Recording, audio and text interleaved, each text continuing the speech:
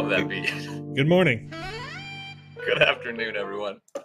Good evening, ladies and gentlemen. Welcome to the Sandbox Game GMAE Show, where here on this show we play the games that you create inside the Sandbox Game Maker, helping you get ready for the release of your product in a game jam event or inside the metaverse later over at sandbox.game. Chat, we talk about the news in the Sandbox game here as well, and in the duration of this show, if you're watching with us live over on youtube.com or twitch.tv, we've got your chat up. We can answer your questions, anything about the Sandbox game, anything about the asset creation software VoxEdit, or anything about the Sandbox Game Maker software, to the best of our ability and the ability under non-disclosure agreement to answer those questions. So anything you got during the show, feel free to ask those questions in the chat, and Rad Condad here is going to answer those questions. My name is Joseph C. Vision X Manning. That is Rad Condad. Conrad character. I can't, bro. 10 years I've known this guy. I'm like, oh, what's his last name? We do it live. There's a lot going on in the Sandbox game today. Lots of new stuff popped up in the metaverse over the week. We've got some new things for you that we'll talk about here. And then we're going to get into live gameplay of your experience. We've got a user in the chat already, as soon as we turned on the stream, that had asked us the last time we were streaming, can you play my game? Can you give us feedback on that experience? We're going to do so right after this. Love the comment. Paul Life made me over on twitch.tv saying, Henry Cavill is streaming with Joe. Look at this guy. Look at this handsome dude. I appreciate it, friend. I before when I pointed at you, Conrad, I literally pointed at where you were relative to me on the screen, but that was the wrong direction because I pointed that way. I got to go that way, you know what I mean? Oh, yeah, I got to look at my window. Yeah. Bringing it together through the magic of the internet. Chat, forgive me if I mispronounce this because I'm trying my best here. Kawangaya in the Sandbox Metaverse. Kawangaya at the Sandbox SMCU Palace opens in the Sandbox game. Kawangaya at the Sandbox, a virtual space of Kawangaya in the Sandbox Metaverse SMCU Palace experience, measured the visual of 2022 Winter SM Town SMCU Palace. Album jacket will be presented on January 10th. More K-Culture content-based metaverse experiences will be revealed to global fans. We're happy to announce the opening of Kawangaya at the Sandbox as the virtual space of Kawangaya in the Sandbox Metaverse. Kawangaya is a metaversal experience brand that allows the players to fully enjoy K-Culture without boundaries between reality and virtuality. SMCU Palace is a part of Kawangaya at the Sandbox, will be presented at the Sandbox Metaverse on January 10th. That is today. SMCU Palace mirrors the visuals of the 2022 Winter SM Town SMCU Palace album jacket. SMCU Palace experience is teased at SM Town Live 2023, SMCU Palace at Kawangaya on New Year's Day. Fans will be able to enjoy SM's music and artists in a new form by visiting the Artist Zone, solving quizzes to get emblems, helping S. Sam Bear find Fanlight, and stopping by Kawangaya's store. In addition, they can get the hint about quizzes in the Artist Zone through a 2-day quiz event from January 9th through 10th on Kawangaya's official Instagram at kawangaya.official. This event also includes giveaways such as AirPods Max and a Nintendo Switch. The Sandbox plans to create a future metaverse entertainment space that SM Group aims for through Kawangaya at the Sandbox. Quote, so far, the Sandbox has been focusing on partnerships with globally competitive Korean companies and brands, said Cindy Lee, CEO of Sandbox Korea. We opened K-Verse, Korea Universe, at the end of last year to reveal brand new metaverse experiences with many Korean companies. Starting the new year with Kawangaya at the Sandbox, the users can enjoy more metaverse experiences based on Korean content. For more information about Kawangaya at the Sandbox, please visit the Sandbox official website. Got a nice trailer. You can check it out. sandboxgame.medium.com. Will you finish up Hoverboard Hero? Yes. The goal, that's in the chat, right? That's the first one we got coming up. I'll try to play it. So last time, if you weren't with us last time, chat, we started up for a little bit, Hoverboard Hero, and we played it. This is an experience that was created by a user who is here live in the chat with us. And when we played that experience, I did what I tend to do, And that is, when I play your experiences, I like to say that I play them like I'm 5 years old. And that is to say that I don't... He said, ooh, squirrel, chat. Exactly. I don't think about what maybe is the right thing to do. I don't contemplate my decisions. I just play the game. Like, so you have a goal set for me, maybe, right? The quest pops, it comes out, and it says, go collect all this stuff. So I see stuff, I go get stuff. All right. And if I'm playing it out of order, or if I'm playing it in an unexpected way, or a way that you thought is maybe not as efficient because you have plans for things that are really cool, engaging, fun, then that's where, when you see me play, you're going to say, okay, I need to redesign this just a little bit so that it points you in the right direction, ideally without overtly pointing you in the right direction. Literally arrows. Yeah. You don't necessarily want a runway everywhere you look in your game. Yeah, exactly. So you can have sort of signals like a flock of birds that when you get close flies away, or, you can have signals like a little light, or maybe if it's in a mountain, you have some shiny ore in the mountainside that points me in the right direction. Or if it's, set in an open field, then there's like tree line that sort of runs through the sides, and the simple path is the open path, and people are going to take that path. So there's lots of different ways that you can do this. But in this experience, as we're playing it, right, I'm probably not going to change the way that I played versus what I played last time, with the exception of one particular point where, because I already know it, because it's already been spoiled for me, I will probably take a left. So you'll see that later. But let's get on to the next piece here, as we have some more news in the Sandbox game. Real quick, Joe. All right, what do you got? The K and W kind of makes a G sound.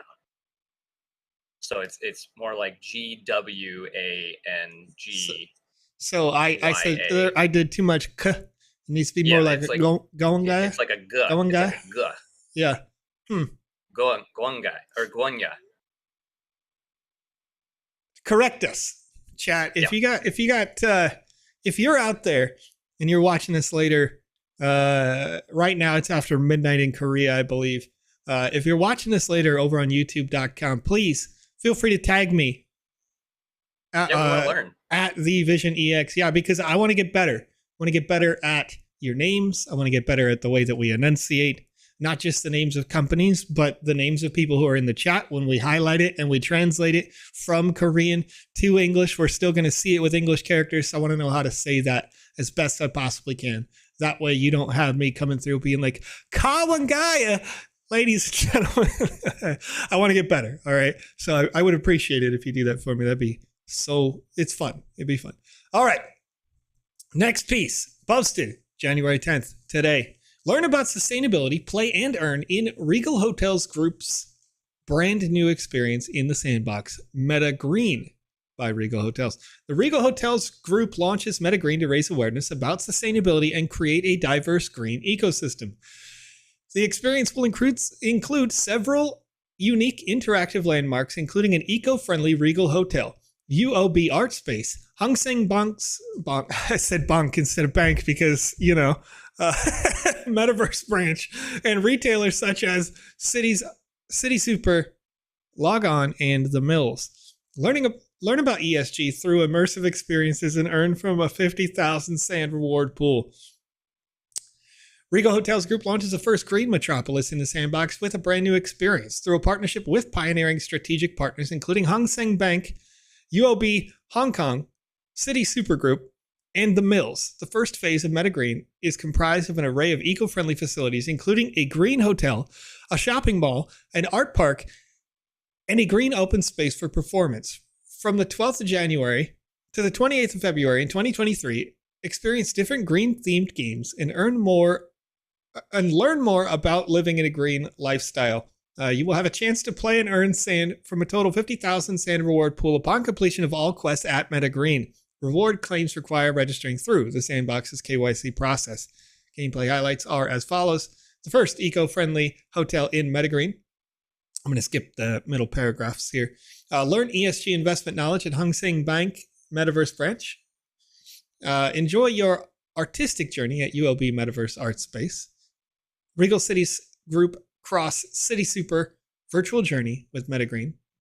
Learn about sustainable textile at The Mills. You can read more about this article at sandboxgame.medium.com. And then one last piece before we get into your gameplay. If you didn't know, Little Big Island is live right now inside the Sandbox game, as well as the 2 previous experiences. Meet the inhabitants, Sharky 8, Batty, and Sparky. Some of the animals you'll meet on Little Big Island. Seek them out for opportunities to earn special cosmetics.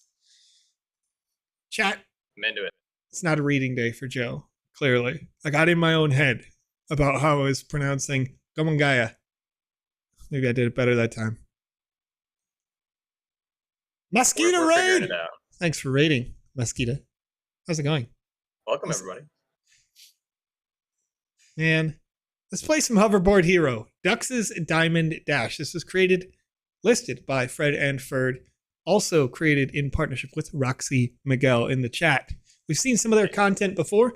Once again, when we play through this content, all content that we review and playtest and QA here on the show, I always give you sort of a raw review in that anytime that I spot anything, I will say it out loud. That doesn't have to be a negative thing. You're the developer. You can make changes. You don't have to trust my input on this. The experience that I have in doing this comes from a large variety of different playtests over time, including playtesting for alpha seasons that we have had here in the Sandbox game. Playtested a whole bunch of games, and generally I can understand what your logic is doing without seeing any of the logic that you have built in the game at this point. Now that said, typically when I review these experiences here on this show, it is with the idea that I'm just reviewing it like I would review any game, right? It doesn't matter if you're, Conrad here or if you're Bungie. If you're making an experience, there are some core gameplay principles that are going to be there. The minutia of your logic, if I'm ever blown away by like the way that a thing is designed, I'll point that out. It's like, wow, you did a really innovative thing here, but it doesn't have to be innovative to be good necessarily. So we'll go ahead and play through this here live. And again, if I see a little grammatical thing that I see, like the text box at the bottom right, if the words are written incorrectly, I might point that out. That's not a negative, because this show, the whole purpose is to help you get a better game. Maybe you can win a game jam. Maybe you're publishing it in the metaverse and you missed a little thing, because it happens all the time as developers. We'll miss the small stuff all the time. All right. Right. Most importantly, as a creator, you're building this stuff, so you get to see it over the course of several hours. So you get very used to your positions, where things are, where quests want you to go. But as a brand new player that walks in, you might go, oh, cool, the path isn't very clear, as Joe has experienced, and I'm just going to completely skip where the dev intended to go. Yeah. Yep, that's me. Dux, we need to talk. You're getting close to diamond with your record sales.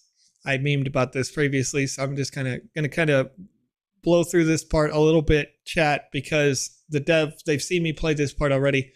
And so here we talk about how this guy's pushing you to get a diamond record, saying essentially you're not successful at all unless you've reached diamond record label, which, I personally don't agree with, but yeah, it is what it is.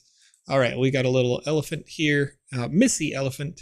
Good naming conventions right there. Missy Elliott, very popular rapper, or previously was. Now she's sort of retired, not entirely, but nice to meet you, Dux. I'm here to collect records and go diamond. I'll be teaching you all the game mechanics.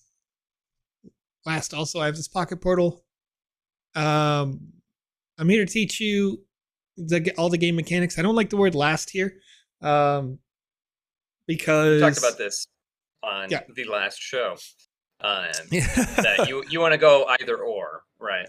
Yeah. Because last is the, it's the precursor to what you're about to say. Also is as well a precursor to what you're about to say.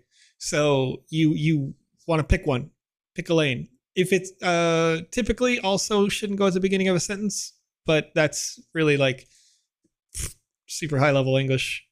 Okay, Ducks, let's talk about the portals. There are 4 different levels: Vinyl, Golden, Platinum, and Diamond. The other portals will unlock as you collect more records. Each level has its own unique challenges and rewards. The Vinyl level is the starting point, and it's a good place to get a feel for the game and practice your skills. All right, cool. Got another quest here. We got to collect all the 12 pieces.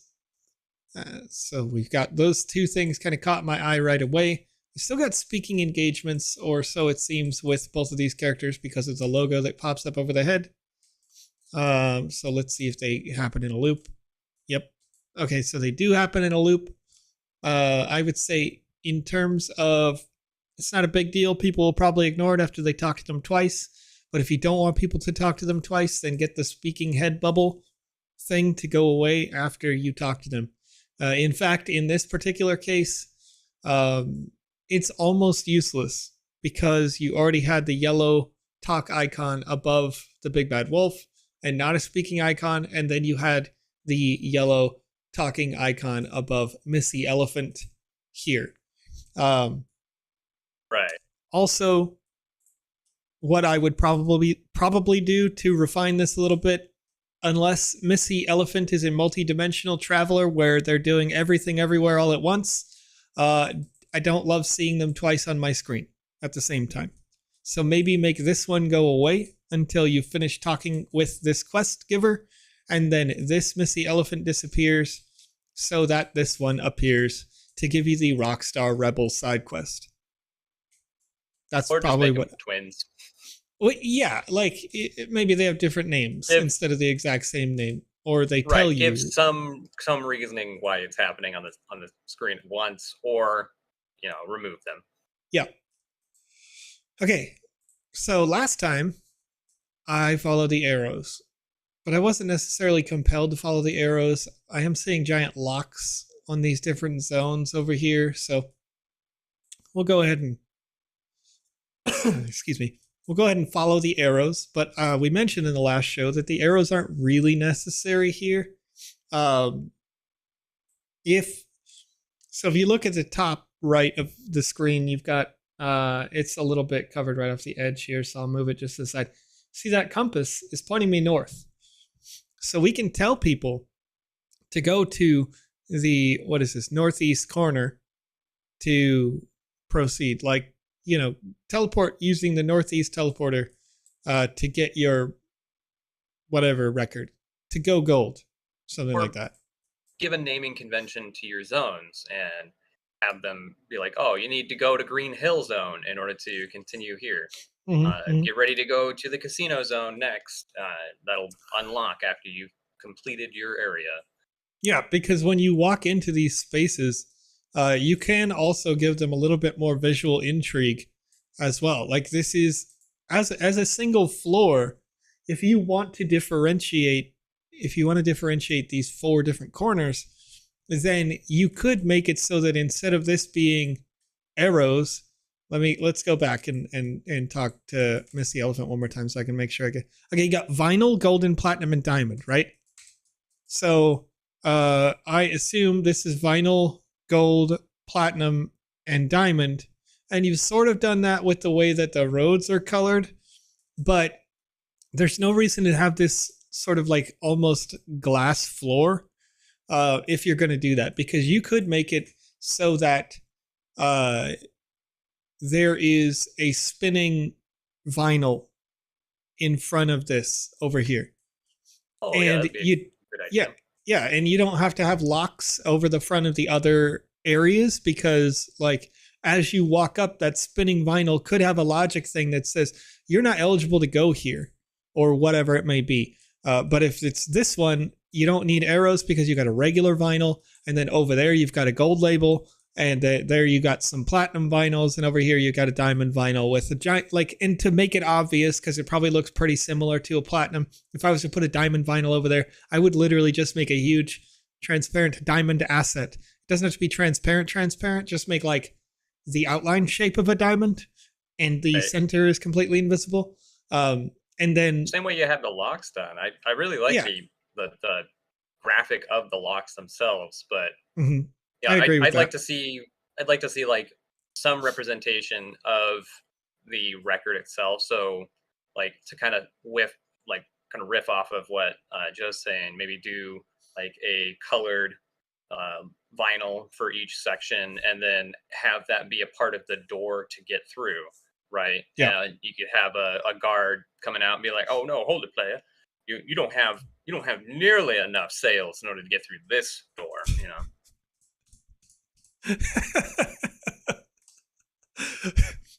You reminded me of like a 90s / early 2000s wrestler. Hold on a minute, player. You got me. Okay, so in doing that, right, you're going to avoid the need for these arrows that are all over the darn map, right? Because we're coming into here, got the giant vinyl record. Just notice the eyes. Yeah, like, hey, look over here. Hey, check it out. Right, so you got eyes that are like, look at this. The eyes don't show very well because the white circle teleporter thing is there, and it's huge, and it's sort of in the way. And we talked about this last time as well. Shrink that down, I say, a lot. Like make it almost really tiny, because it's taking up way too much space on the screen, and it's taking away from the other visual elements. That said, visually it's cool, but I find those trees that you guys have made, the palms there, way more visually engaging. Yeah, I could hardly notice them with how much space that the teleporter was taking up. Right, and you could have, I don't know, you got all these planets going around in the background here. Whatever this thing is in the middle, you could have more depth of field to your experience. More like variety in the background with something that's just like there, but it's a little bit like noise, a little bit nonsense in the background, stuff where you're like, I don't need to go there, but I want to go there. That's kind of what you could do if you didn't have this giant white pillar. Because I feel like that's really detracting from the experience. Now, I don't mind it so much when I look up. I haven't been there yet, but the yellow rings up at the top there, I'm sure that's going to aesthetically look good when I'm inside it. But right, that's going to be like a part of an obstacle, right? So it's going to feed into the background. It's not going to be a primary portion of the map. So now, what had happened on our last playthrough was Joe has this quest here to collect vinyl records, and as soon as we spawned here, we saw the spinning vinyl record, and that was the first thing that came to mind, and we ran for it. Absolutely. And ironically, even now when I spawned, because I was told in the last playthrough that I forgot to grab a hoverboard.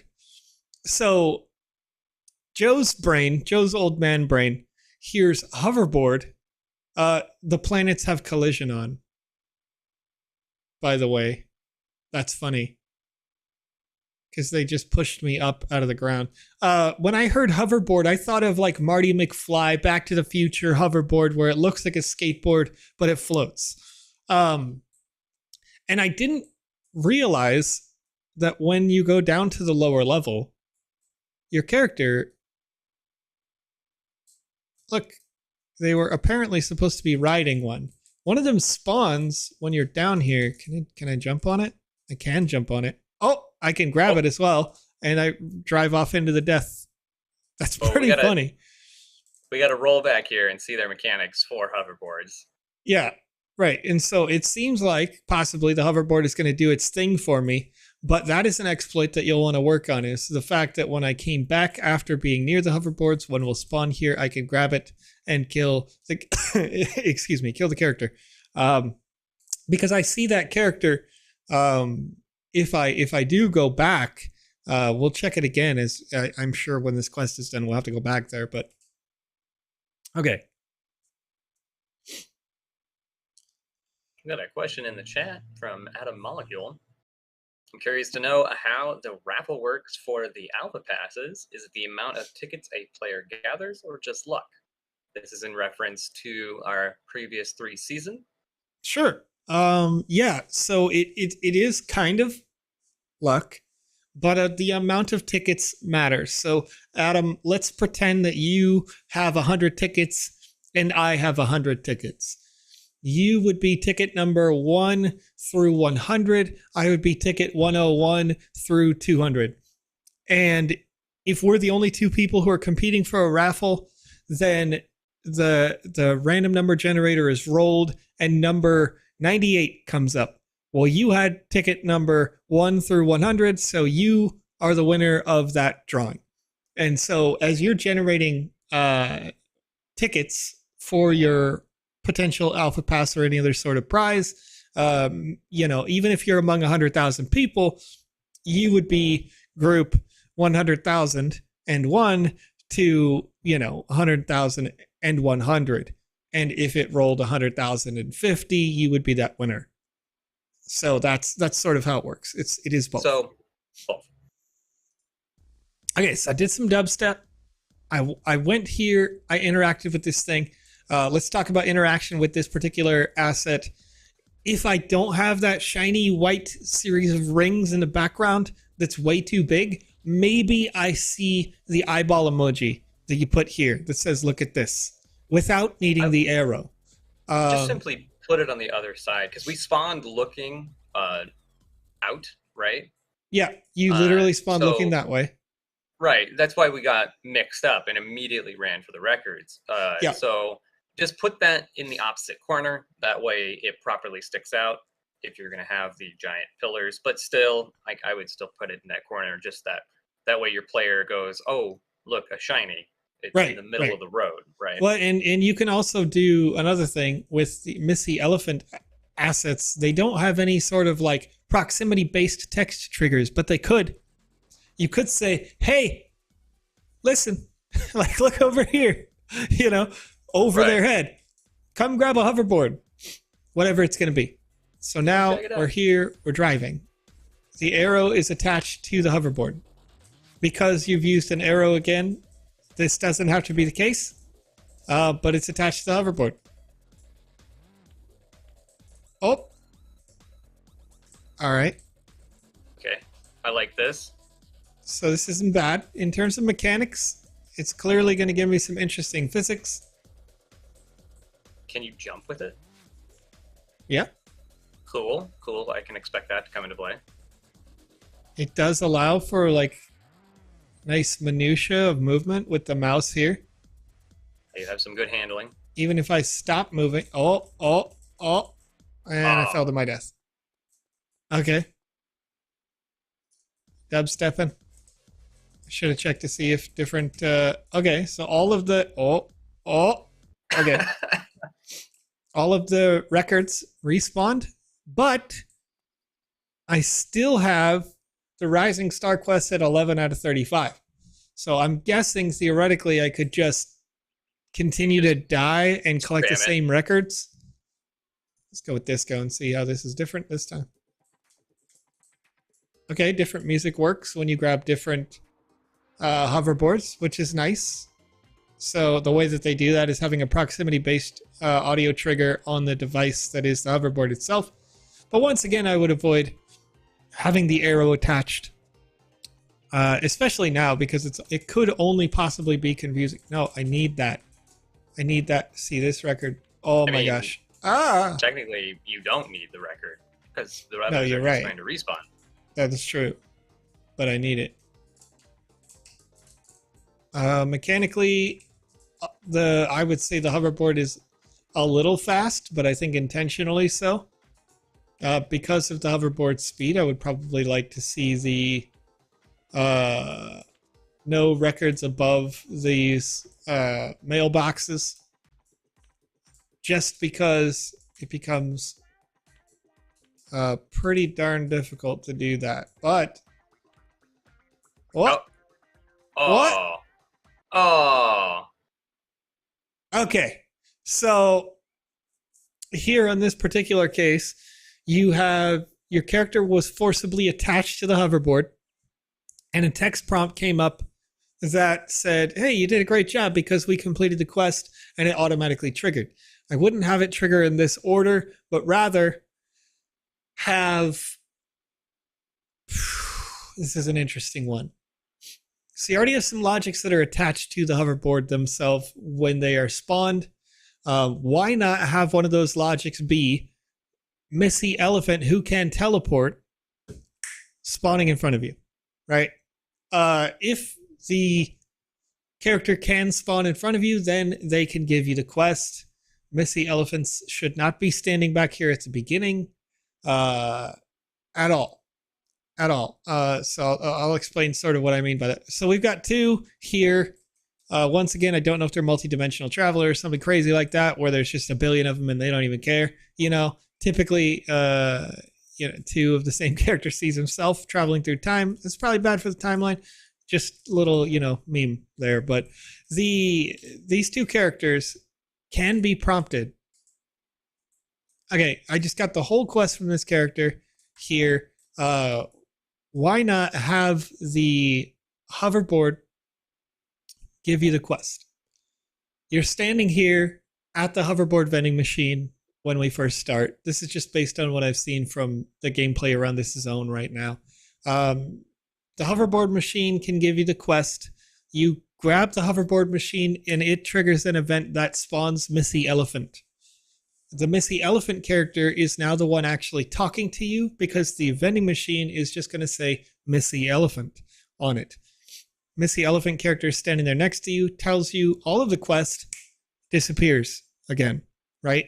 If you can do that, if you can make that chain of events happen, then when Missy Elephant disappears, because I chose Funk, please make our selection is the last option. I chose Funk.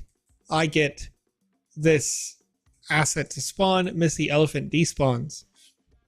And why do we do this? We do this because you've created this character that is supposed to teleport with portals, and thus far I've not seen a single one of them move. It's worth the extra time if you're going to make that part of their lore to make that possible, that they can move. Then attach, just like you've attached the arrow here, you've attached the music element here, you've attached the elements that make the hoverboard work. Attach a spawner for Missy Elephant so that when the quest completes, that spawner is triggered and spawns Missy Elephant to say, congratulations, you did it. Do you want to go to the next zone? Because when you spawn the Missy Elephant, you can despawn the hoverboard as well. So what'll end up happening here is I drive around the whole map. Once I get to 35, the hoverboard disappears. I don't fly off the map now while the text box comes up. So hoverboard disappears, character appears, there's a quest given by that character regardless of where they are, and boom. And you have the prompts to go, you want to go to the next zone, you want to go back to the start of this one, go get another hoverboard, or even have her take away your hoverboard. Maybe she has your hoverboard after she spawns, right? And she's like, hey, you want it back? You want to continue where you're going? Right. Yeah. But the solution on the arrow here, so it is used to make sure that the, our protagonist is moving in the right direction when they grab it.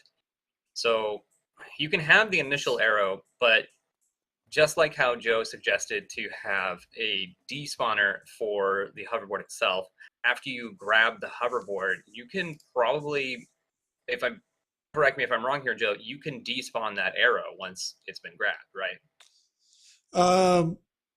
Yes, but I probably wouldn't do it when it's been grabbed.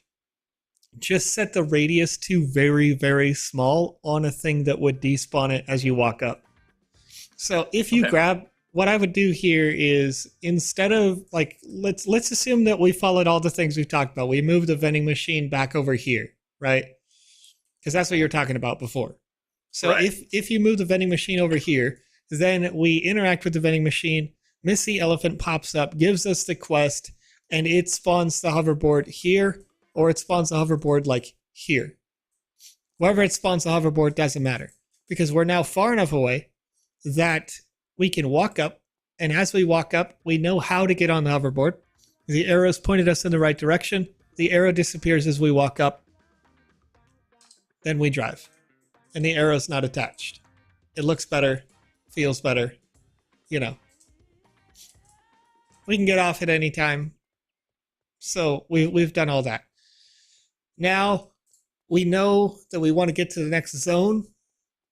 Let's talk about that. So we took the option to not go to the next zone and continue to hoverboard on this zone.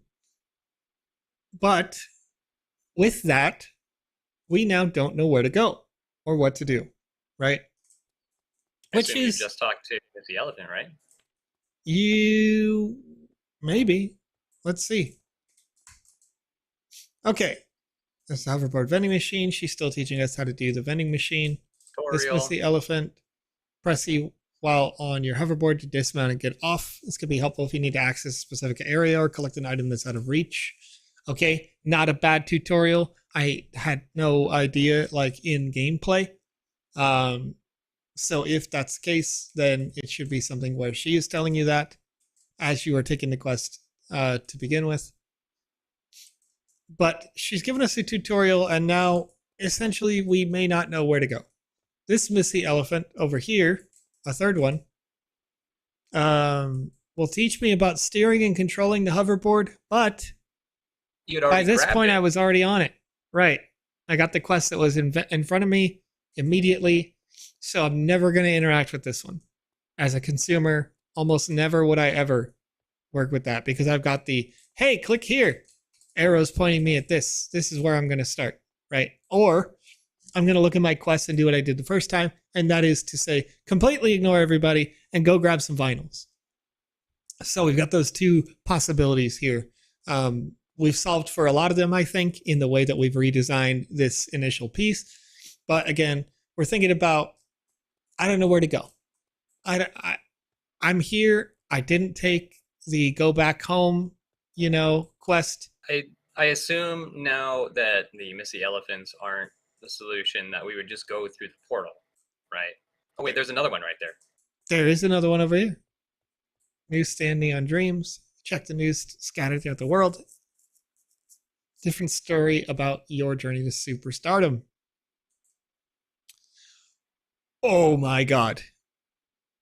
That's a lot of text. The fans of Dux, the rising stars of the music world, are eagerly awaiting the release of his new album. With a string of hit singles and a dedicated following, Dux has quickly established himself as one of the most exciting and talented artists. We have a lot of lore here. There's a lot of, okay, so there's a lot of lore, and it's small. Like, I mean, it's not too small. I can read it, whatever. But imagine you're the person who has that 13-inch HP laptop. It's a wee little one. I got a 32-inch screen that makes this readable. If this is half the size, I'd be squinting to read this, right? And reading these back, here's what happens. Let's assume that this is supposed to be the next part of the chain that continues his first paragraph. Dux has quickly established himself as one of the most exciting and talented artists. That Dux's new album will be a must-listen for music fans of all stripes. Talented artists, that Dux's new album, those things don't feed together normally in a sentence, right? This wouldn't be a continuation of that same sentence.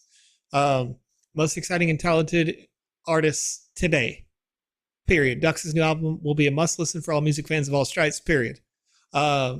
Continue that. Maybe if you're going to continue it the way that this is written. I still feel like this is too much text in a tiny box, and would rewrite it as, an interview. How do you feel about this part? And then you answer with a 1-word, 2-word answer, and then they continue on the story, instead of making it like, I'm learning. Oh yeah, go ahead. Yeah, Fredford says it reads like a newspaper, but so if you want to have player interaction where they kind of influence things throughout your story here, and you're going to be adding that to each newsstand as we go through, do it similar to how like Mad Libs is played, where you're just inserting like 1 word at a time, right? The player will have a higher level of interaction with that, because this is already massive paragraphs that the e-spammer is going to go, oh, okay, no, and just keep going, right? Yeah, and I would take it from another direction, actually, entirely. Because we know this is a side quest that's available, if it is a side quest, I guess, because it's been described as a sort of side quest. I can find these news articles around. Let's get rid of Missy Elephant entirely from this particular area and its news reporter, whatever their name is. Now they are asking you questions so that they can write this news article. And they say like, hey, fans of Ducks are eagerly awaiting the release of your new album with a string of singles and dedicated following. What will you do next, or something like that? Right. And then your answers are simple. They're like, I'm going to release an album that's going diamond, or whatever it may be. Re-release of my first album, remaster, something like that. Right. Some little snippets instead of large blocks of text, because they're going to be more engaging, I think. You can take it even further and from that news reporter, then add the actual newspaper itself to the stand. That way, after the news reporter has said their deal, they've interviewed you, whatever, then your influence, whatever you said, will change what the newspaper says when you go up to it. Yeah, and that's perfectly feasible to do, because as you walk up, there can be a floating text box with 3 dots. The sentence that you answered, 3 dots based on your answers. New interview says whatever, and that would be fun, engaging your world building as a character. This also would allow for some variation between one game to the next, so it's a reason to come back and play again, possibly, keeping it very highly engaging. Okay, so that is, I assume, this level.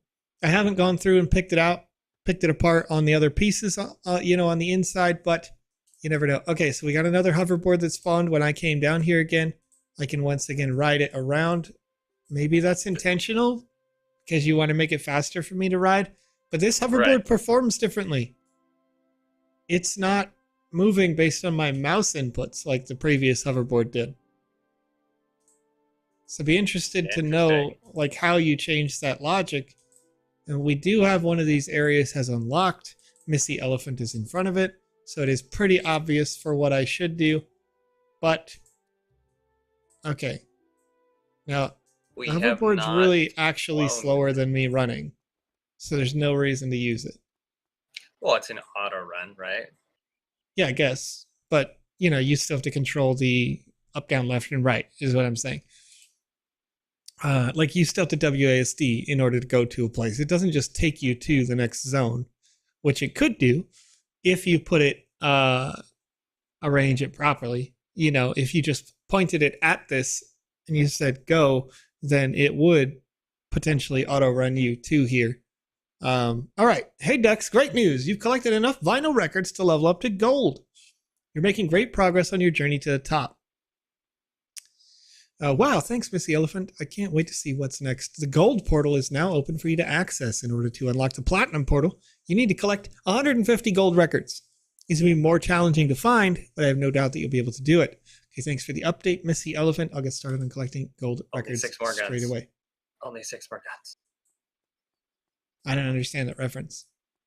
I'm just triggered by platinum right now. Oh. It's really only 50, according to Hodel Hill in the chat. We'll see what happens here. Okay, so I spawned in. I got some fans. They are hype. I've got what I now know to be the hoverboard spawner. I'm really curious. That's awesome. What is the... I really like these floating assets. What is the whole thing behind you not being able to go to these zones, but the fans can? That's actually an interesting question. It's sort of, Well, okay. So theoretically, the fans weren't there before the gold zone was unlocked, right? Okay. Like they're following you on the journey. Yeah. I don't know. That's just how like I'm coming at it. This is probably some detail that like probably hardly like there's hardly anybody that's going to be curious about that. So Yeah, don't even worry about it, chat. Don't even worry about it. Now, here's my thought right immediately, and I don't know. I mean, this is a pretty unoptimized thought in terms of game design, but I just sold 35 records to go gold, whatever. I would expect a proportionate number of fans exist. I have 2 fans, and I've gone gold. Just start filling up each zone. Yeah, like if I, put in, these put 35 in fans that have just like shocked up with people, right? Yeah. Okay. Maybe one of these floating assets could be a stand that has people on it. Okay, now this time I don't have an arrow that tells me how to get on the hoverboard, and it's assumed I know how. And the hoverboard spawned pretty close. Okay, now hop on it backwards. Yeah, I was about to say, I hop on it backwards. I'm fine. Oh, but it. Oh. Okay. All right. You can't control this when you're on it backwards at all. But so the arrow could still be helpful. Let's go ahead and just fall off to my ultimate demise. Our friend One Boxed in the chat said if you hop on it backwards, there's potential to fly, though Hodel believes that they have fixed the flying already. Mm-hmm, mm-hmm. Okay, so golden hoverboard. The quest has a 0 to 50. The original text said 150. Now, to your credit, I think you did it correct to have a slow escalation of new golden records to get. Because, quite frankly, if it was, oh my gosh, what? All right. If it was going to be 50 or 150, I would have said that's too much. Okay. All right. Yeah, I believe. Well, you got to pick up the equipment. I tried. Got to hop off. No. Gotta go speed. fast. Fast as heck, boy. Okay, there's a new fan.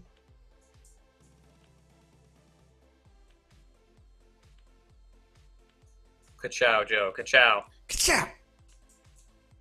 Ka-chowing all over the place.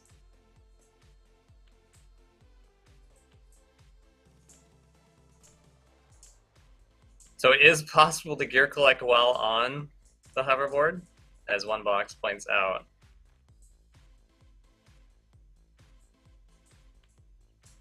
Oh, no! No. I like where this is going.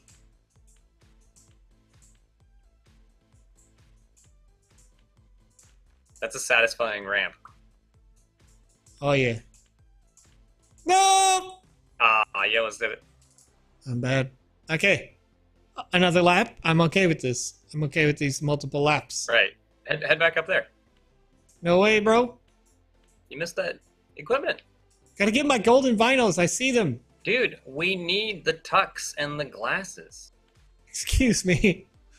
I want to see what Dux looks like after we've gotten like each one of his equipment. I am currently. Oh god. Oh no. Oh no. Oh. Here we go again. All right, we're gonna stay here. We're gonna go get his equipment.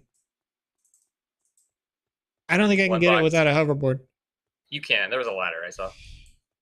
Oh, lame. And there was another piece of equipment on the opposite side, I believe. I actually don't like the idea that that you can do that. Okay, it's in here somewhere. The fact that you can do it without the hoverboard. I feel like the challenge, should be rewarded appropriately.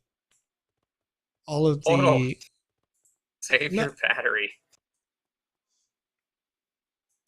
Okay. Oh, check it out. I just noticed the purple Wizzy. Oh my gosh. Or is it a purple Wizzy? I don't know. I don't know. We'll The, see. the eyes. The eyes. This is a lot of text again. Assuming that, like, I don't really want to waste a whole bunch of time reading through these paragraphs, quite frankly. But also, let's talk about what happens here again. You have a paragraph that ends with a period at the top. Duck's opened up about his personal interests and hobbies outside of the recording studio. And then you've got a bunch of sentences that literally start with like incompletions. Reality and get lost in a different world, he said. What? Good soundtracks, period. What? Said, period. What? So I think you got a lot going on here. I don't know if this whole thing is supposed to be good or like read together. Oh, it is. You're supposed to read every box? That doesn't make any sense. No offense. But we could definitely do this in a better way. Just press E to continue and put that paragraph up top again if you want there to be big lore. Yeah, go ahead. As Fred Bird said, it's supposed to be read like a newspaper. Right. I didn't quite understand what that meant until VVox just reiterated it again. So it's supposed to be like pages of the newspaper as you're flipping. Right. But the way that the text prompts are known to work for every other game that's ever been made in the sandbox, these are selectable options that relate to the top box, right? So my brain did not. Yeah, I thought we were picking what we were saying for the newspaper. So that last one where it read kind of funny, I was like, well, this is awkward. Right. And that's Sparky Snickle memeing it a little bit, and I'm with it. It says, how dare you do something different, right? So, like, I get the concept now, but I think still in terms of formatting, you're limited by the UI. And this isn't a discredit to what you've done here, because I think this is good. It's perfectly possible that it's something that you'll want to continue to do. But what I would probably do with this, if you want it to feel like a newspaper, the best way that you could probably do that is at the top, somehow highlight that we've opened it to page 3 or something. Maybe it's yellow text because you can do that with the Unity engine that we use here. So you can set those. If you don't know, it's, open brackets, color, close bracket, color equals yellow or whatever, close bracket, type the thing you want, close color. And that is going to make it so you could say page 3 in the top corner. And your article is reading. And then you can be going to the next parts. And you could still make it feel more like a newspaper. If, we press E to continue, so it's big enough that we can read it, whether it's on desktop or later on mobile or something like that. And then when you get to a certain point in the story, instead of a continue button, it could literally say the story continues on page 16. And then you click that and it'll say you flip to page 16 or something like that, right? Make it feel like it's a newspaper in that sense. I know it's a dated sort of a thing, but that's what we want to roll with. But the way that this reads, I read these all as different prompts that might be relative to the top because of the press E to do the thing. And because when I press E on any given one of these, it closes, it makes me think that an action was completed. If I was one of those kind of gamers that's not really reading, not really paying attention, and just going E, to get through and get the cool thing or do whatever. Right now, I get it now. When asked about his hobbies, he revealed that he enjoys skateboarding and playing video games in his spare time. Skateboarding is a great way for me to clear my head and get some exercise. Duck said, I also love playing video games, especially ones with good soundtracks. Right. Ironically, because you wrote good twice, that was the only way that I realized that they really did they're supposed to go into each other. So again, not really a discredit here, but just not the way that any other game has ever been made. So the natural flow of my mind when I'm playing through this is that those were selections. But let's go ahead and continue here. There was another option you say, it's right? And also Bobby over on YouTube. There we go. I ain't reading all that, Chief, they say. So that's, again, that's the sort of player that is going to be playing There are all sorts of different types of gamer. I would probably be in the same boat. I'm more of a multiplayer / competitive gamer, not necessarily a reader, but also I'm going to buy certain games for their single player experiences. And the same may be true here, where you're going to play certain experiences for their lore. Okay. Okay. Right, real quick though, I really loved seeing the Purple Wizzy as the newspaper employee in the last one, because he just looked so creepy. Just Wait, standing. hold up. I didn't notice that. I would use the Purple Wizzy in each one because of how he blends in and his eyes are just all wide. Just laser eyes. But I'm pretty stuck on the choose your own adventure idea with the newspaper, where you're influencing it as you go.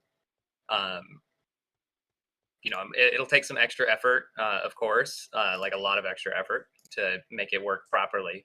But to have to have it to where like maybe Dux is a rapper, or maybe he's a rock star, right? How you answer what your next album, your next oh hit my is gonna gosh, the Wizzy hat. Yeah, I see. It's just creeping in there. Isn't that it's perfect? Just creeping in there. It's like not even it's the whole not wizard. Even a purple wizard. It's the hat itself. It's just the hat. He's like, I am the vendor. I am the hat. I am vending. Yeah, I really like that. That's funny to me. Funny. Yeah. Okay. So now once again, we're at an impasse because we need to go back to the base. But the only way to get back fastest way to get back rather, is to quickly die and then go through these portals. Because you mean teleport? Yes. But the death animation is not set fast enough to make it look like a teleport. When you die inside that circle, your death animation needs to be set to -2 so that it is fast. Here we go again. We've got a hoverboard. It does automatically go. In this case, auto driving to the right destination as intended. We get off of the hoverboard and another one spawned. What? Okay, we're going to pretend like that didn't happen. And we're just going to go in the portal. This time, no Missy Elephant to help us. And no, a little more open, I would say. A little less defined direction. Got a nice lore piece here again. Again, not a problem. I actually love the fact that there's a bunch of lore here. Even if, you've got your gamers who are not going to read it, that's okay, because there are people who are going to read it. They are going to enjoy it. And those people who are going to read it and enjoy it are going to probably be more emotionally invested in your characters and your assets, that they may later come back and purchase those assets because they had a nice story, a nice lore. All right, now we got a platinum hoverboard. Oh, we got blockchain wrap. Got cash with me. Got building worlds. Clap your hands. Clap, clap, clap. Clap your hands. Sorry, I know that's not the song, but. Ah! No! Bless. All right, let's try this one more time. This time I'm going to get on there a little bit more straight. This hoverboard does not act like any of the others, in that it doesn't, once again, move left to right based on your mouse movement like the first one did. So you actually just have to land on this thing perfectly. If you don't, you're going to have a bad time. Okay. And I didn't. I can't grab any of these records. Okay. All right. But I can come back for another run. Wait, it is working when I turn now. But it's slightly off kilter. Because of how you grab the board. Yeah, because of the way that I grab the board, for sure. Okay. We're going to drive again. I don't actually, like, these platinum records are just going to keep respawning right here, so I could continue to fail on every other area. But let's get it, dude. Okay.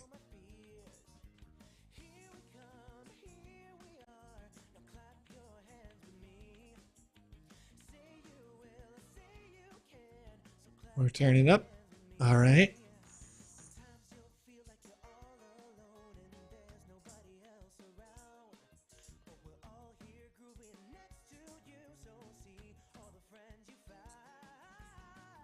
And this did it again, where I think it did it in the appropriate number of new vinyls that I need to grab.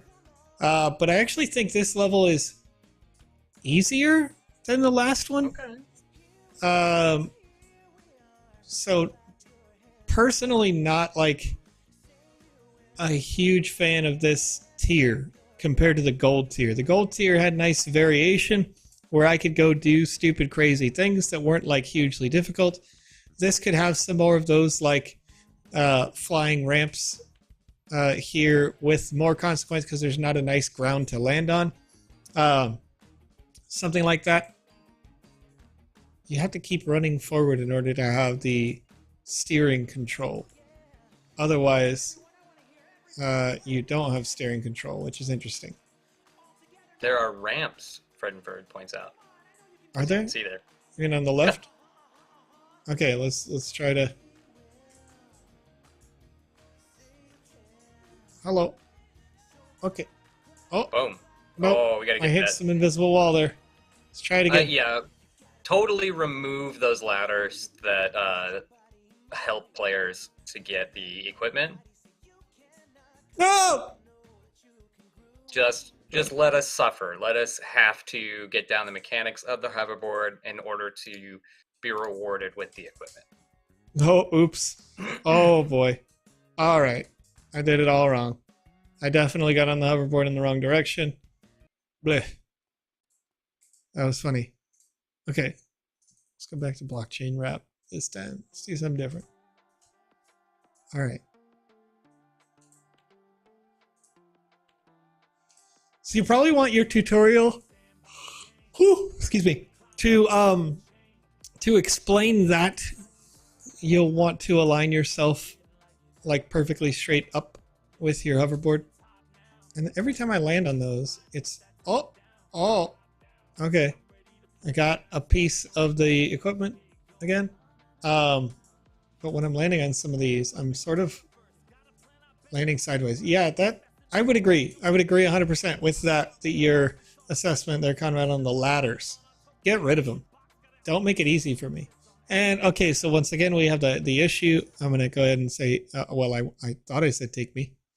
I have to get diamond records, but this is not the diamond environment. Oh, now it spawned me down here with this stick at the diamond thing. Okay, so it did take me there, but not before I got the quest. Okay. Diamond hoverboard. We're in the zone. Oh, it's got a little rocket propulsion system now. And that appears to be the straight direction. So the hoverboard is not aligned straight with the road. As a dev, it's easier for you to align this straight than for your characters to walk straight into it. So I would recommend that you do that. Make sure that it is aligned exactly straight with the road so that we can get on the hoverboard easier.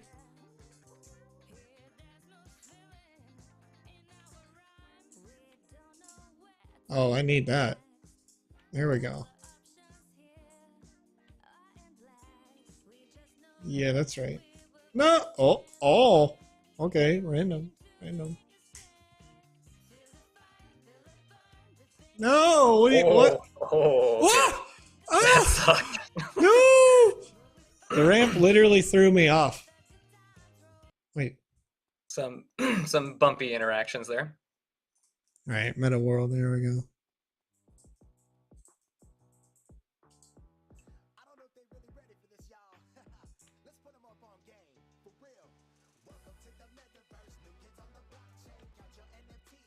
No!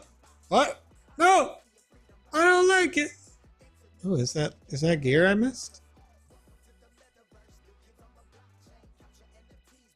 Probably. No! Yeah, I would set that as probably a challenge for you as a dev, is if you want to get the gear, you must do it on a hoverboard. Because that's just going to make it just a ton more fun. Like I see that I did it again. I bounced off of the world. And when you collect the gear, are you passing through it or do you have to actually pick it up? Yeah, I mean, right now you just have to pass through it. So there's literally no reason not to do it on the hoverboard. Right.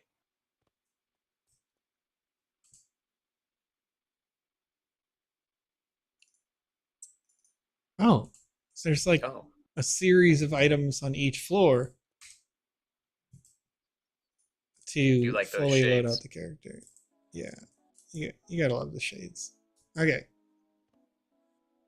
was there gear up there? Nope, just a ramp.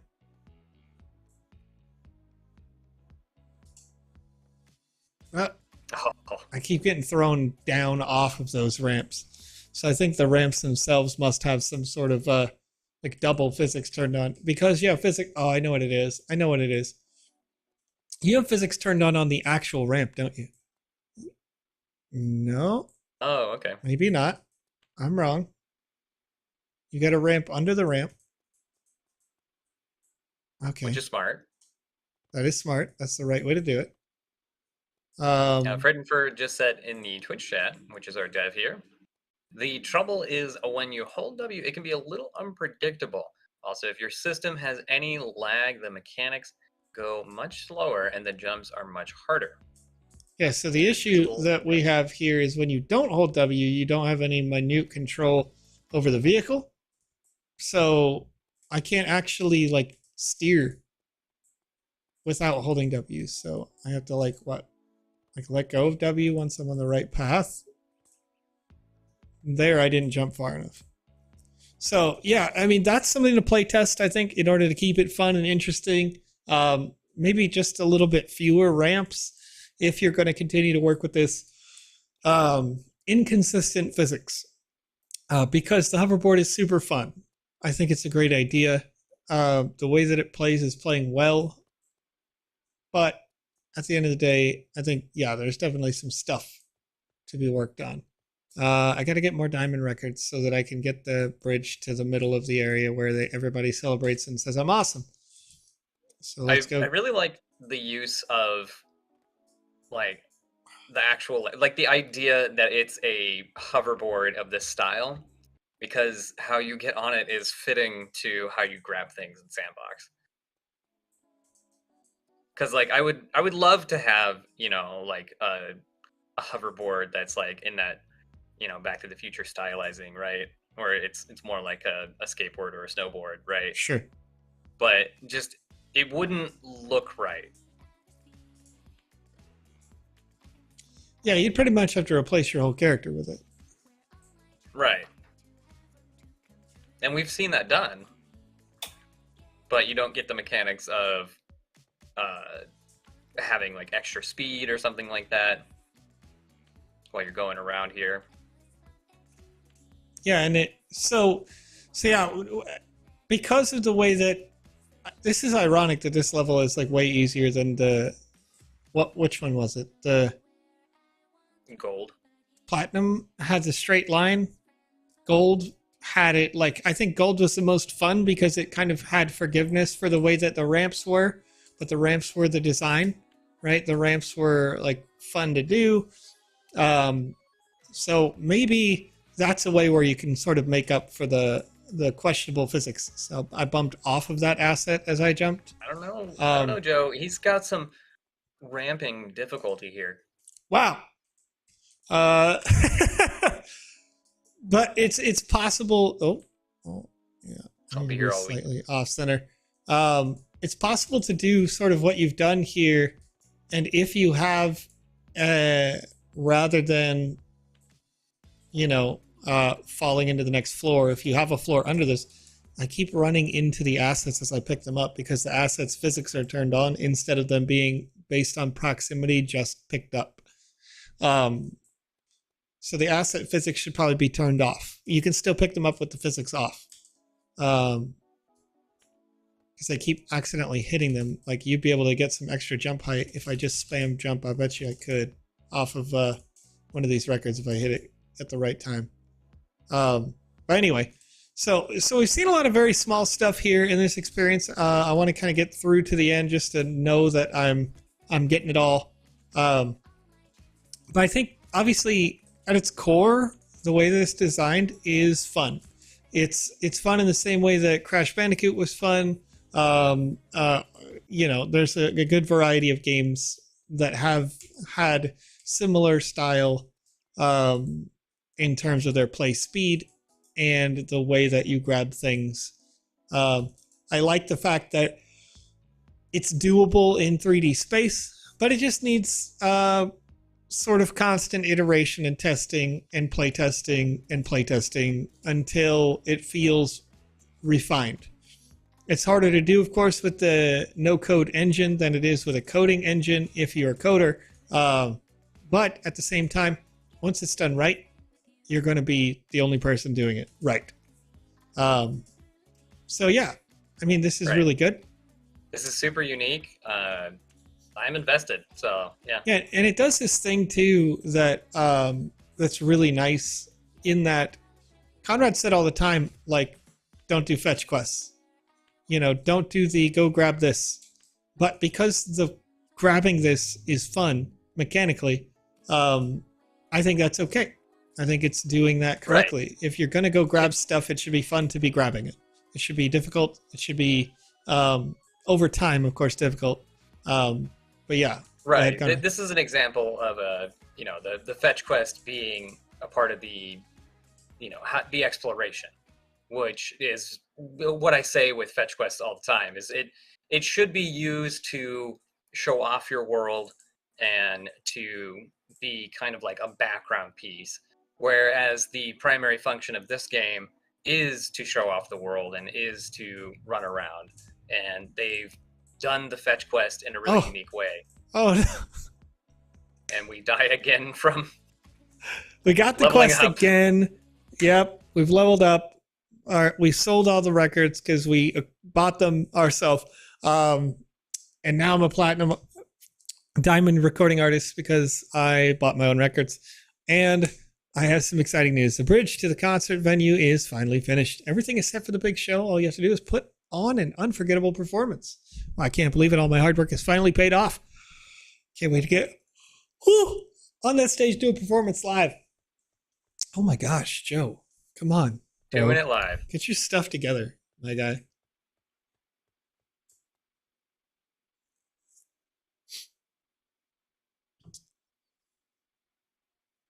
All right. Here we go. So we're going in, and this is doing what we wanted the whole time. Now, these guys are flying. I'm flying. Everybody's flying. We're having a good time flying. Let's talk to him. Big Wolf. Well, Ducks, you've come a long way. From a struggling musician to the rock star you are today. You should be proud of yourself. I couldn't have done it without your guidance, Big Wolf. Missy, you've always been there to support me. I couldn't have done it without either of you. Missy, replying, we're just glad we could be a part of your journey, and now it's time for you to shine on stage at the Diamond concert. You deserve it. That's right, I have no doubt this concert will be the biggest one yet. The world is waiting for you, Ducks. It's time to rock their socks off. So, but, without going and grabbing completing the set, I like the fact that the complete the set is in the game. This is such a core thing that a lot of people don't do. You have created a reason for me to come back and play again. Okay? And you've also done something that I haven't seen anywhere else. And that is what? Can I get up there? Go on, Joe. No, I'm sorry. I'm freaking out. Okay, I can get up there.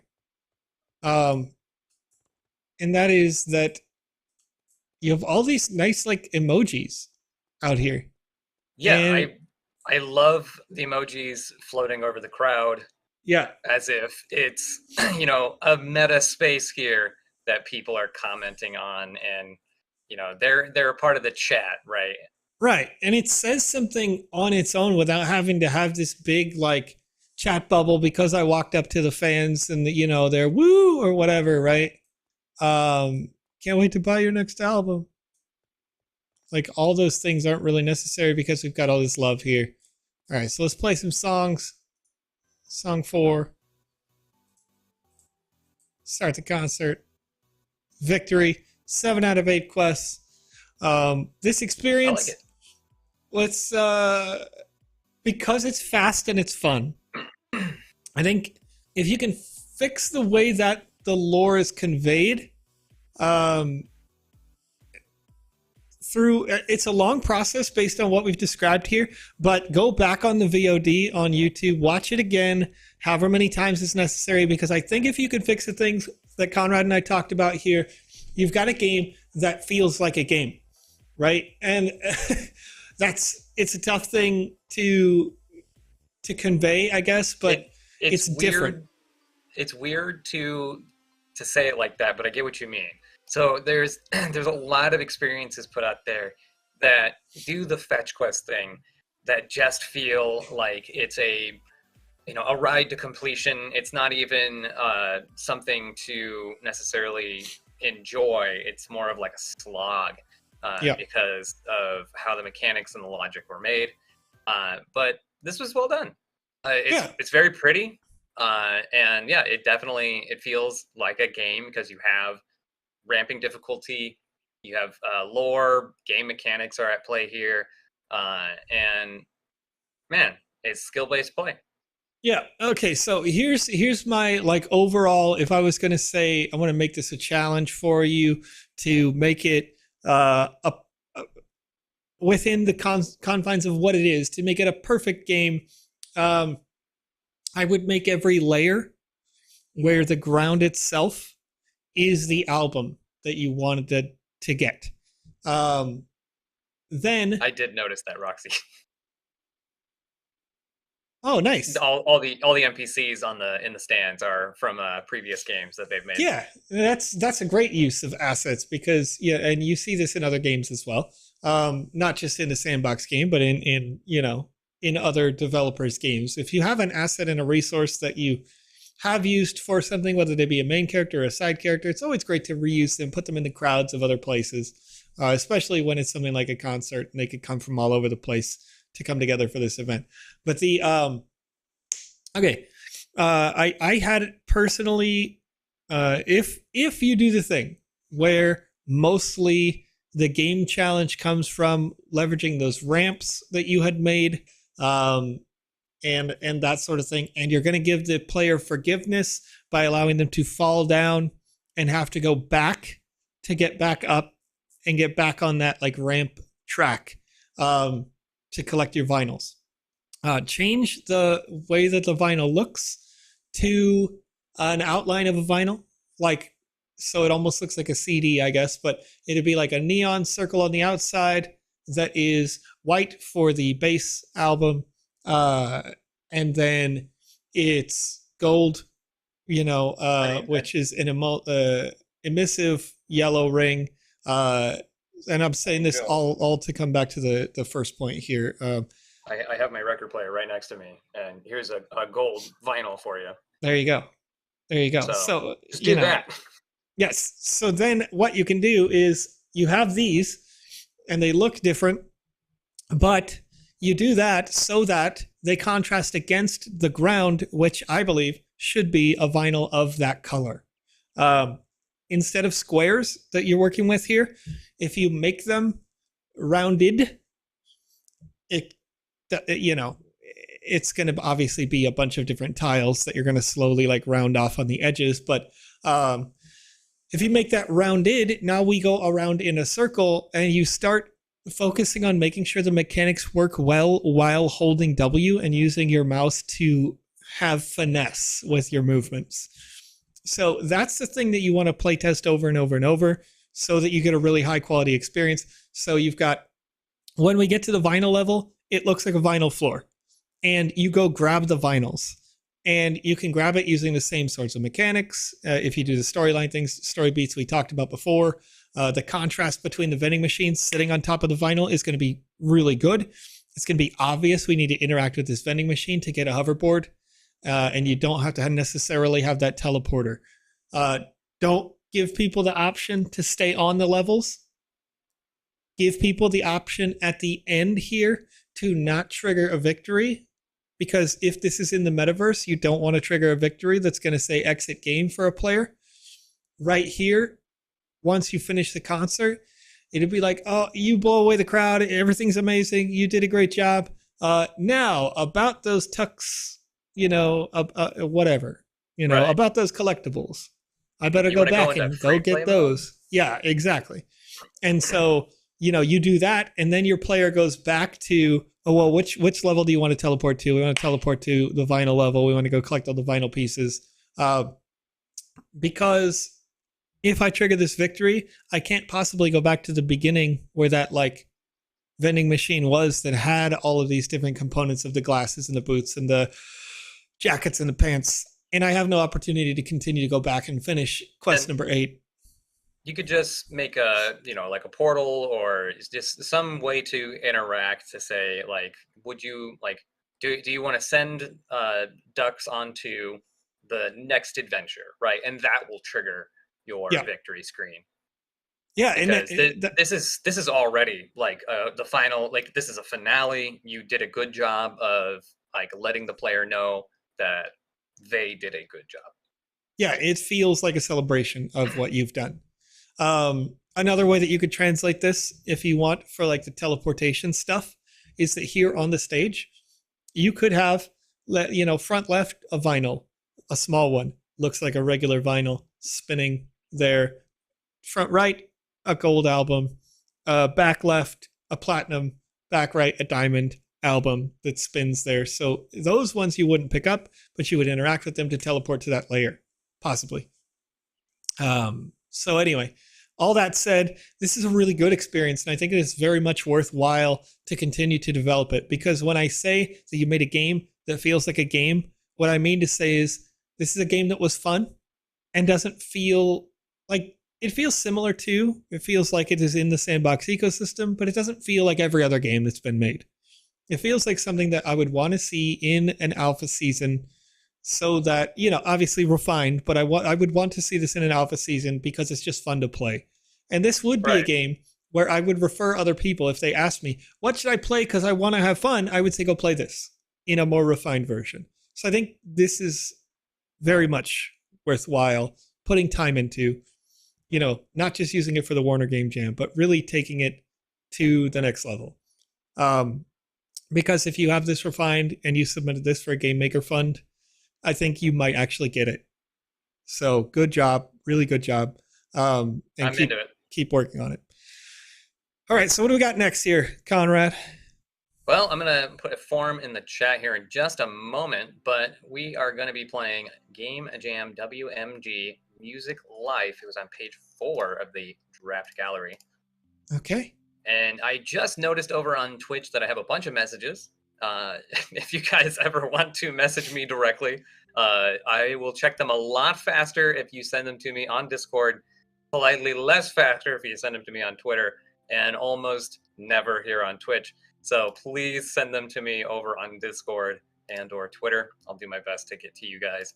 But here is a form out on the chat right now for that Wizzy hat. And what is that Wizzy hat, Joe? Oh, thanks, Conrad. There's forms.gle link in your chat over on twitch.tv and youtube.com, starting with PXKI, and that link is for a Wizzy-themed NFT that was created by the original artist that made the Care Bears, the artist that made the Smurfs, the artist who is one of the lead artists in the Sandbox game and the first ever streamer for the Sandbox game here on this official channel. Alex Florez made this limited to 200. This is the purple hat you saw inside that last game, and you can get one for yourself. They are limited to 200, so when they are gone for good, and a new asset will take its place in that Wizzy theme space. This will have additional utility down the road, thanks to the folks at the council. Shill. We're going to give you some more free stuff to add on to that as the years continue to develop here. But fill it out. You know what I mean? Fill it out. It's worth it. Alex sends those directly to you. Let's get into our Weasels game here. We've All got right. a ton of time left, but I kind of want to push it just a little bit over so we can get an idea of what is going on here. Yeah, we can, if it's a couple minutes extra, it's no big deal here. We're going to give people the chance to fill out that form. I do, however, have a meeting in about 30 minutes, so we'll have to shut it down probably in about 15. Yeah. Right. Play game for funds as I won a purple hat on the Xmas stream. Can I fill out the form? And if I won, get a different hat. This one is specifically for the purple hat. So if you did win this one, it would just go on to the next person. Though there are iterations of the hats. Go on, Joe.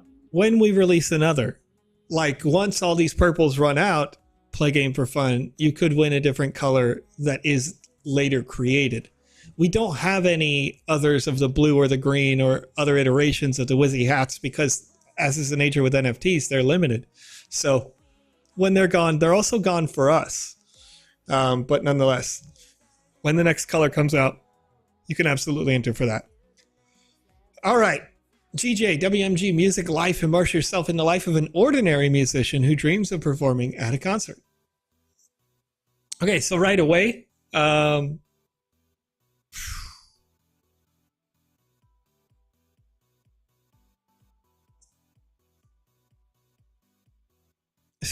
I feel like the guitar is in a weird place.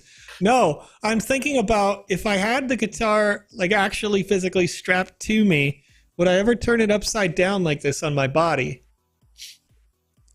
Alternatively, is this thing on their back a sheath for the guitar? If it is, you would never put it in there by the neck. Like, you never. But, nonetheless... Just flip the guitar upside down. Yeah, like, and it should have, like, the strap on it if you're going to do this here. It's a small, stupid thing, but you're doing it for Warner, right? Right. You wouldn't want to see... Go ahead and sprint. What is this sprint here? Our Weasel says you can sprint. Oh, there we go. Okay, so that's cool. It goes through my body a bit to make that transition happen. Yeah, if you could just flip the guitar upside down. Like, literally, yeah, that would actually make more sense. Okay. I don't know. That's freaking cool, though. It is cool. It's nice. It's a good animation. I mean, it does a great job, really, of transitioning in between the two of them, aside from the fact the guitar goes through your body.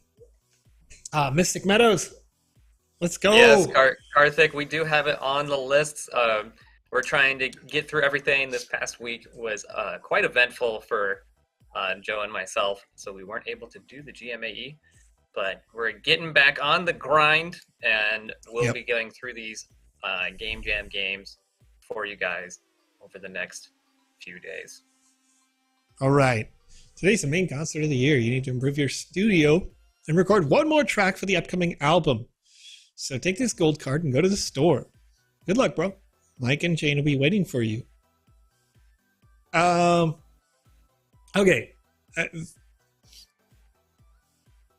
Okay, bro. I am ready. Let's go. I can't tell if this is supposed to be like you trying to impose some kind of like accent that I could do. Or not here. So I would personally probably take out the not apostrophes that you've done. In the other part of the sentence, it seems like you knew, but here you didn't. So I'm a little bit confused, but we'll go ahead and take the selection that clearly we wanted to take. Shopping time. All right. So we got a gold card. Going to the audio store. It's very clearly labeled audio store. I don't think you need the arrow for this because it's got the words audio store above it. Sliding glass doors. That's nice. They're going crazy. It could be a slower animation, but it's pretty great. Oh, the animation triggers literally every time you're near it, so it might close and open and close and open and close and open. Okay. I mean, not bad. Not bad. I'd work on that just a little bit. So we want sound card, microphone.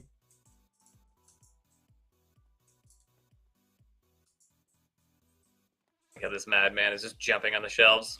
Yep. And we grab some acoustic foam. So yeah, I would probably make those so that we could select to grab them, press E to grab, so we take it off the shelf. It's a small thing, it's insignificant, but if I was working at, well, a couple things happen. First of all, you do a kickflip with your, when you jump, you do a kickflip off really your guitar. which is great when you're running. But This avatar, this character is amongst my favorite I've ever seen. yeah, ironically, this animation and like the kickflip when I jump would work perfectly in the last level we played. But nonetheless, Crossover? yeah, I don't know. But the jumping up onto the shelf to grab a thing, if I'm working here, I'm freaking out. I'm Also, working here. Okay, there is a cash register. This guy doesn't care. Pay, sell, some. I like that the cash register looks like a cash register. That's really good. Press E on him? I have. Oh, wait, I did. I did it back here, but it was like, no. Now we got a purchase delivery. In the front, Okay. the action is actionable. I would put a solid indicator that you have to press E on him or do the interact with that NPC. Oh, I just turned all of the things that I picked up into this box. That's what's happened. So purchase the things. No real indicator that I had to actually buy them. I probably would have walked out of the store if not for me just being casually curious about wanting to break your game. If it was just me, I'd be like, okay, well, I guess I got the stuff. See you later. Not trying to steal it, but also sort of automatic. Like, I got the stuff, I'm leaving, right? Now that I have gone to the audio store, the really cool arrow probably shouldn't be there anymore, unless that's like, how do I get in? It's just like, yeah, how you get in, right? Yeah. I mean, maybe just write entrance above it, if that's the case. But now we're going to go back to your room, as the quest says. Okay. Is my room in here? Oh, it is? Okay. We delivered the box. And the booth has now done its thing. Record a track. Show all your skills and record a track. All right. We're recording. Get it, Joe. Just takes time. Wrap it up. Wrap it up, Joe. We dab. What you got? Oh, yeah, he's not going to do it yet. Are you ready to mix the track? Start mixing. Oh. Oh, cool. We got the booms and the baps. Oh. We got that hi-hat. Kick it all, yeah. Add a kick to the mix track. Add a kick. Where does it go? This is pretty cool. I like this a lot. Okay. I picked it up. Wait, what? Oh, you can climb. Wait. You're making it. That's awesome. Okay, I gotta grab it. Okay. Gotta get a kick. In the mix. Boom and a clap. All right. The hi-hat. Oh, yeah. Oh, yeah. It's a little Tribe Called Quest for anybody who didn't know. Give me the kick. No. I want more of them. Gotta add. I don't think you get more. Wait, okay, there we go. I can grab that do one. Get more. Okay. Just make it all kick. No, I'm not making it all kick. Oh. Oh, okay. It has to go in a particular order. Yeah. So there is a spot. Add a second kick. Just crawl along the line there. I can't crawl left to right. You can't crawl left or right. Okay, yeah, you can. Yeah, you fall left though. You just gotta get good, Joe. There it goes. There Why are these kicks so far separated? I mean, wait, maybe... I did it. Okay. All right. Well, you gotta add a second kick. Joe, you gotta add a second kick. I already did it, but it added a third kick. Okay, I think I roughly know where they go. Yeah, it's like looking for specifically the exact right one. Add more kick to the mix track. Hopefully it didn't glitch out because it did it out of order. Yep. Boom, boom, pap. Okay, I'm sorry, but I broke it. We broke it. Okay, so this experience has now broken to a point where I literally can't continue to play. Can you respawn the kicks? Well, you got a spawner here. Yep, but if I grab kick 3, it's not going to have a slot to go into. And, all right, let's try it again. Let's see here. Oh, okay. It Okay. does it. Okay. It does it. So there is a failsafe, but it's I would separate that quest and just say add 4 kicks, or don't separate the quest and just say add 4 kicks to Yeah. the beat. Yeah, instead of there being, 4 different quests to complete, 1, 2, 3, 4 in that order, you just say add some kicks to your beat. Line up the kicks. All right. So the quest is add some kicks to your beat, or add some kicks to this, or whatever. You can simplify it. Kick up the beat. I don't know. And then you grab some kicks, and you've got something out of 4. So it doesn't matter which slot you put it in. It works. Right.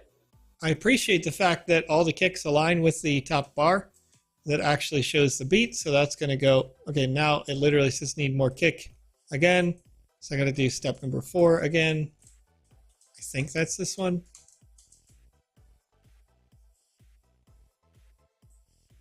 I like how it's more. Bass. All right. Add bass to the mix. Oh, just one?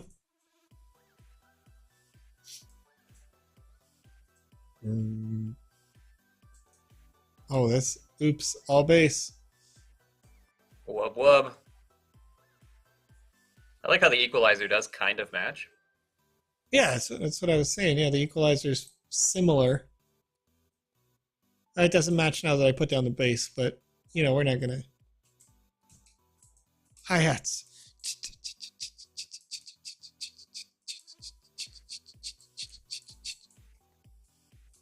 Let's go. Let's kickflip everything. Clap, clap, clap, clap, clap, clap. There we go. There we go. Clap, clap, clap, clap. So we got a good question in the Twitch chat from Zumzy. I know you guys are planning to get this game on mobile, but when both Google and Apple are blocking crypto games in their app store, do you guys think it will be worth it? Yes. It's a matter of time. It's a matter of time. Star Atlas is the on Epic Game Store. Okay, add a sample. We're going to sample it up. Give me the sample. Thank you. Yeah, Star Atlas over there on Epic Games. Sandbox was originally a mobile game. There are really easy ways to go about in-game currencies and linking of crypto in a different format than just the overt crypto games that are out there right now. So it's just depends on at what level of a crypto game will the sandbox be on those app stores. Mm-hmm. Now, okay, so here's an interesting thing that just happened there that I want to talk about, unrelated to that question, forgive me.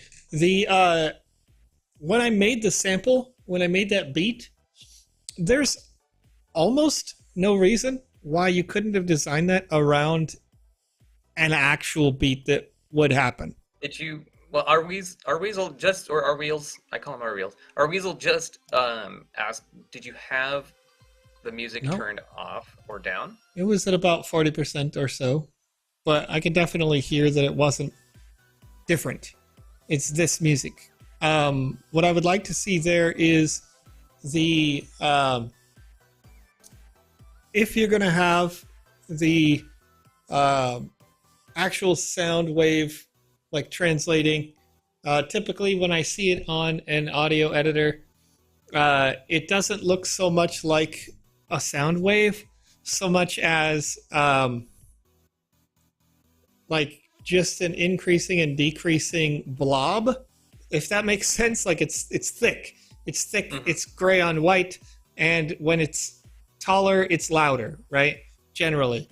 So if you could put that shape in that space at the top, then have the sounds that you input actually be relevant and somewhat real to that, then when you finish building your whole sample or your whole mix, then you could test it, right? You should come, like, as soon as you finish building that sample, get a sense of achievement in that, like, you know how to design music. Obviously, you don't really necessarily have to know, but if it sounds similar or looks similar to the way that it sounds, you think about where the hi-hats are, you think about where the bass drops are, you know, you've got all those things in there.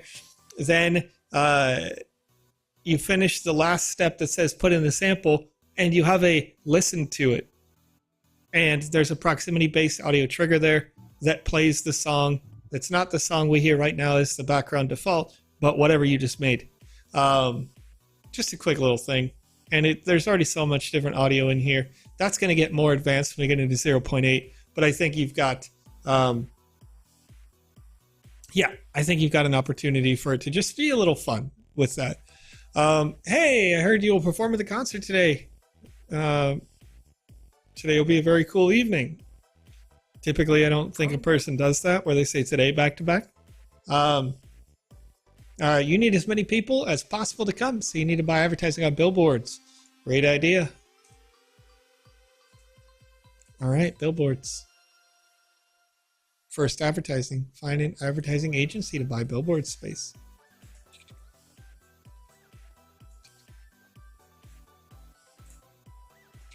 Our Weasel says, but there, after you mix the track on the laptop, all those kicks and claps, samples appear, and so on.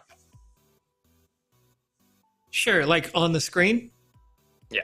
Yeah. And that may be the case, but I think, that's great, by the way. Continue to do that. But we're just talking about what could increase, I think, the value of this experience, because you want that instant gratification for the player.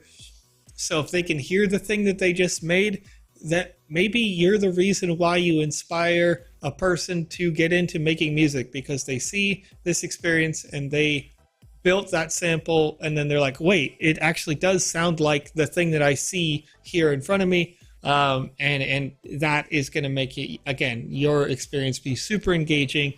That's also going to maximize your potential for monetization on your product. And that, as a dev, that's probably something that you're considering. Okay, so we've got, again, a nice person here at the counter. We're coming in. Hey, do you want to purchase billboard placement? Yes, please. I don't like the idea of yes, I pay, because she's already saying you want to purchase. So we already have the implication that you are going to make a purchase here. Yes. All right. New objective unlocked, Jolly John. After you complete that purchase, she should say something like, hey, right. Thank you so much. Your billboard's going to be up over here. Or, we'll see you, if you're interested in getting some internet ads, come back and see me later. Something like that, Thanks for shopping. Right. Something conclusive instead of, especially, Yeah, go ahead. Joe, as we have our final 2 minutes here, I think we'll have to finish our Weasels game tomorrow, though they want us to look at the billboards. There we go. That's pretty cool. This game, so far, I really love the design and the effort they've put in. We're of course going to have some nitpicking and micromanagement with as far as the quest line goes and direction. Mm-hmm. So it seems like Joe knows where to go fairly easily. So we're getting that progression done. So we'll be able to catch up to this tomorrow, if the world doesn't burn down for us. And but otherwise, I got our Wizzy winner. And to the question of the day, which, mind you, everybody, I always put in a human question to make sure that if you're a robot, you're going to put in something weird. And today's question is, what is the airspeed velocity of an unladen swallow? And the person who had the correct answer, which is African or European, WL Andy 13 over there on YouTube. Congratulations for getting the purple hat for today. The only person to ask African or European, though you beautiful people a lot of you did actually Google what is their speed, which is roughly 24 and then 11 meters per second. Yeah, yep. Okay. Yeah. And for those of you who are asking, what is happening here? I have no idea what this question means. 1975, Monty Python and the Holy Grail. Yes. But whenever those questions show up, don't be afraid to just answer with honesty and be human. So thank you so much, everybody. Take it away, Joe. All right. So what we're going to do here as we start to close out the show, ladies and gentlemen, is we are going to go into an intermission screen, and then we are going to raid somebody who is playing in the Sandbox game, or in this particular case, was requested in the chat. We're going to raid back. Mosquito. Over on Twitch.tv. So stick with us here in just a second. You'll be in to the next part of the party. If you're joining us over on Twitter, DLive, Theta, Facebook, youtube.com/thesandboxgame, and you would like to join in on the raid, come over to twitch.tv/Mosquita, MASKITAOO, to join us, or you can come over to the Sandbox game, and we're going to raid within the next minute. Ladies and gentlemen, it's been my pleasure to hang out with you here today. I love playing your games. We've had some great games today. Seeing some nice transitions, some really nice tech that I'm seeing happening, some really fun stuff, and some strong quality products that I think, can hopefully take that to the next level. We'll continue to play your games. If you have more games that you'd like for us to play, you can always submit them at TheVisionEX or at RadConDad over on Twitter, or you can DM us on Discord or ask live here on the show. We'll see you tomorrow. I'm going to play my music, right? Yeah. Forget this music, you know what I mean? Also, chat, I hope you're having a great day. Don't forget, this is our final It's Okay to Not Be Okay. If you need a friend, feel free to message us. We got your back. Woo! See you soon.